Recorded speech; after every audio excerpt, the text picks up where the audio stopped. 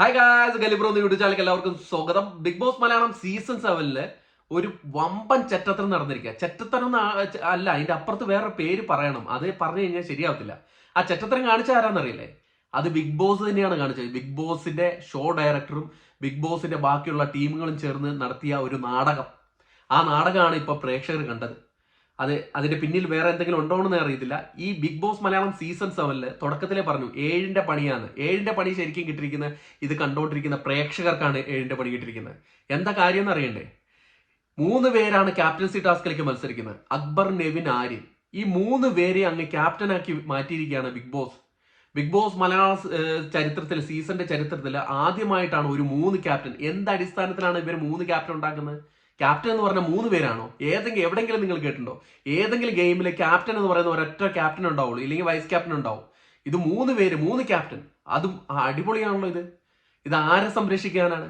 ഇത് പുറത്തു വരുന്ന റൂമേഴ്സിന് ശരിവെക്കുന്ന രീതിയിലാണ് ബിഗ് ബോസ് ഇപ്പം കാണിച്ചുകൊണ്ടിരിക്കുന്നത്. ഓൾറെഡി പുറത്ത് വരുന്നുണ്ട് അക്ബറും ഇതിന്റെ ഷോ ഡയറക്ടറും തമ്മിലുള്ള കൂട്ടുകെട്ടും, അതുകൊണ്ടാണ് അക്ബറിനെ സംരക്ഷിക്കുന്നതെന്നൊക്കെ.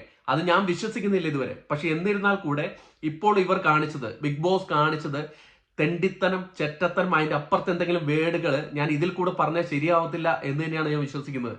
പ്രേക്ഷകരെ മണ്ടന്മാരാക്കുക. ഈ ബിഗ് ബോസ് മലയാളം സീസൺ 7 എന്ന് പറഞ്ഞ റിയാലിറ്റി ഷോയ്ക്ക് കളങ്കം വരുത്തി വെക്കുന്ന ഒരു പ്രവൃത്തിയാണ് ഇന്ന് ബിഗ് ബോസ് കാണിച്ചത്.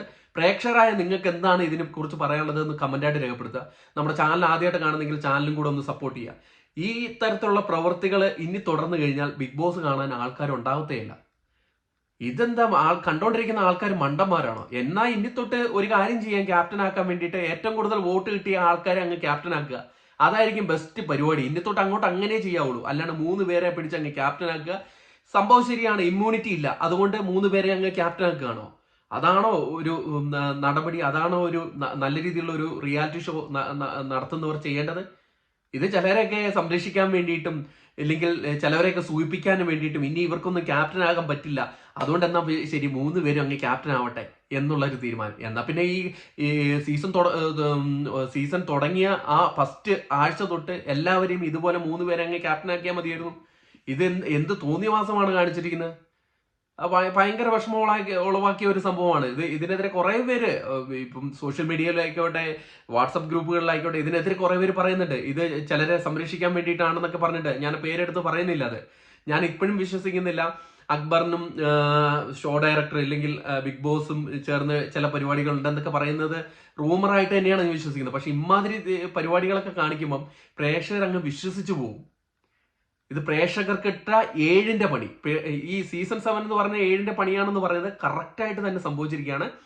പ്രേക്ഷകരായ നിങ്ങൾക്കിട്ട് Bigg Boss, Asianet Bigg Boss നടത്തിയ 7ന്റെ പണിയാണ് ഈ 3 പേരെ ക്യാപ്റ്റൻ ആക്കിയത്. അപ്പം ഇനി കൂടുതൽ അപ്ഡേറ്റുകളുമായി അടുത്തൊരു വീഡിയോ ആയിട്ട് കാണുന്നവരെ ടാറ്റാ ബൈ.